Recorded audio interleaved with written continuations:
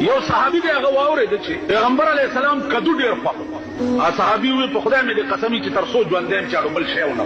پیغمبر راوغوښتو چې هلکه تا څه عمل دی الله بنده وی والله که مې نور څه عمل نشته خاص صاحب خو دا مې واورېدې چې ستا کدو ډېر خوښ دی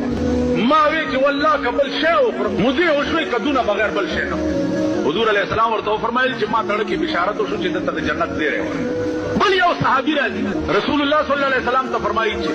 یو شی راته داسې وښایه چې په هغې پوره عمل وکړه حضور علیه السلام ورته وفرمایل چې 15 وخته مونځ په خپل وخت کوه بس ته به جنت ته لاړ شې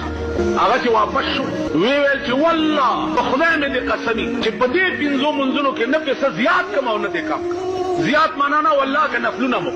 چې سړی روان شو صحابه ته یې ویل رسول الله صلی الله علیه وسلم وی دا سړی په دې خپل ایمان کې دومره رښتینی دی دی به ګورئ ټکی نفل به نه کوي نو که چې چا دا شوق وي چې ما په ژوند جنتي سړی ولیدی نو ده سړي ته وګورئ